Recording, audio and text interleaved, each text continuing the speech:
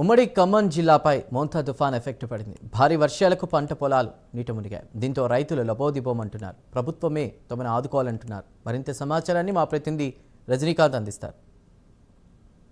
ప్రభావం కారణంగా ఖమ్మం జిల్లాతో పాటు భద్రాద్రి కొత్తగూడెం జిల్లాలో పంటలు కూడా తీవ్రంగా నష్టపోయాయి. మున్నేరు పరివాహక ప్రాంతం ఖమ్మం పట్టణం మీదుగా ప్రవహించే మున్నేరు నది వార ప్రవాహానికి దాదాపు పంటలు ఖమ్మం రూరల్ మండలంతో పాటు ఇక పాలేరు నియోజకవర్గంలో తిరుమలాపాలెం కూసుమంచి మండలాలతో పాటు ఇరుపాలెం మండలం, దాంతోపాటుగా మదిర కూసుమంచి, దాంతోపాటు మరొక 10-15 మండలాలు సుమారు సత్తుపల్లి నియోజకవర్గంతో పాటు ఇటు ఇల్లందు నియోజకవర్గంలో కొన్ని కూడా కామపల్లి, కారేపల్లి మండలాలు, దాంతోపాటుగా కొత్తగూడెం జిల్లాలో కొత్తగూడెం జిల్లాలో 14 మండలాల్లో కూడా పూర్తిగా దెబ్బతిన్న పరిస్థితి. ఇప్పటికే నిన్న వ్యవసాయ 40,000 పైచులకు పంటలు, వివిధ పంటలు, వరి కావచ్చు, పత్తి కావచ్చు, మిరప పంటలు కూడా పూర్తిగా దెబ్బతిన్నాయని ప్రాథమిక అంచనాకు వచ్చింది. దాని తర్వాత వరి పొలంలో ఉన్న సుమారు ఒక రైతుకు సంబంధించిన 15 ఎకరాల పొలం మొత్తం ఏకదాటిగా వరద దాకిడికి, దాంతోపాటు గాలి వాటానికి మొత్తం పూర్తిగా దెబ్బతినిపోయిందని చెప్పవచ్చు. పూర్తిగా నేలమట్టం అయిపోయింది, చేతికి వచ్చే దశ. ఈ పంట మొత్తం కూడా ఇప్పుడు విజువల్స్లో మనం స్పష్టంగా చూడవచ్చు. విజువల్స్లో చూసే విధంగా వరి పంట మాత్రం ఇంకొక 20-25 రోజుల్లో చేతికి వచ్చేది. అంతా గంట గట్టి తర్వాత ఇప్పుడే ఈ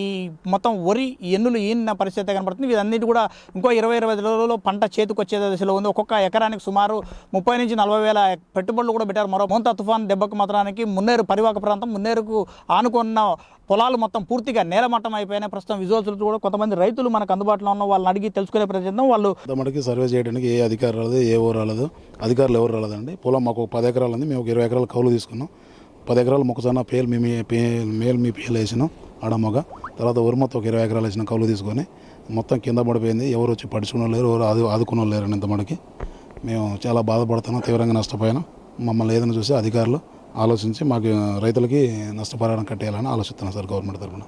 సరే, మరి ఇంకో రైతున్నారు, చెప్పండి బ్రదర్. గత 2 సంవత్సరాల క్రితం కూడా ఇదే మున్నేరుకి భారీగా వరదలు వచ్చాయి. అప్పుడు కూడా పూర్తిగా పంటలు ఈ ఖమ్మం రూరల్ మండలంతో పాటు తిరుమలాపాలెం, కూసుమంచి మండలాలు కూడా పూర్తిగా దెబ్బతిన్నారు. పాలేరు వాగు కింద, తర్వాత మున్నేరు వాగు కింద. ఈ సంవత్సరం కూడా మొన్న వచ్చిన 3 రోజుల క్రితం వచ్చిన వరదలకి మీ పొలాలు మొత్తం నాశనం అయిపోయి మీ పరిస్థితి ఏంది? అసలు ఇప్పుడు ఎన్ని ఎకరాలు మీరు పొలం సాగు చేశారు? మిర్చి ఎంత సాగు చేశారు? మొక్కజొన్న ఎంత సాగు చేశారు? ఎంత నష్టం వాటిల్లేవు? నేను 3 ఎకరాల పొలం సాగు చేశాను అండి. ఇదే ఇట్లే కోతకు వచ్చే దశ. ఇంకా 20 రోజుల్లో కోతనంగా ఈ తుఫాను వల్ల మొత్తం కింద పడిపోయింది.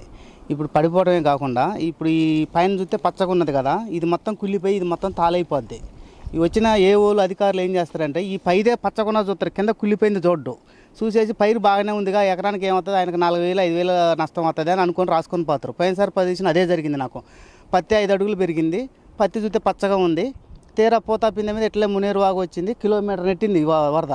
కిలోమీటర్ ఉన్న చేను కూడా మునిగిపోయి నీళ్ళలో, అక్కడ కూడా ఆ చేలో కూడా 5 అడుగులు నీళ్ళు ఉన్నాయి. పత్తి చేను కాని రాకుండా మునిగినాయి. వచ్చిండు చూసిండు, అమ్మ పైరు బాగానే ఉంది, పచ్చగానే ఉంది అనుకుని పోయిండు. అందులో కేజీ పత్తి తీయలే, కింటా కాదు కేజీ తీయలే. నష్టం వచ్చింది, 1,50,000 నష్టం వచ్చింది. వాళ్ళు రాసింది ఏమైంది, 20,000 వచ్చినాయి. వాళ్ళు రాసింది 3 ఎకరాల పత్తి, 1.5 పొలం పోతే 20,000 వచ్చినాయి నష్టం అంతే. ఇక పోయినాక ఏంది సార్ అంటే మీరు రాసినాం, మేము పంపించినాం అన్నారు, కానీ వచ్చింది ఏమీ లేదు ఆడ. మీరు ఎన్ని ఎకరాలు పొలం సాగు చేశారు?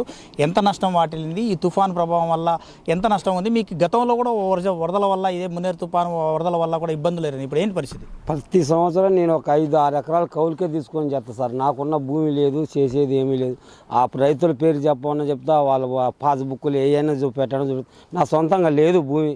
కౌలుకు చేసుకొని బతకటమే నేను.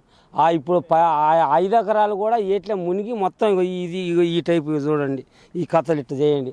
దీనికి ఒక్కొక్క ఎకరానికి వచ్చేసి 30-35 వేల రూపాయలు పెట్టుబడి అయింది. వాళ్ళు పెట్టుబడి చేయంగా వాళ్ళ కౌలులు వాళ్ళు ఊకోవట్లే. కౌలులు నాకెందుకు రండి, ఎగట్టబంత నాకు ఇస్తావా?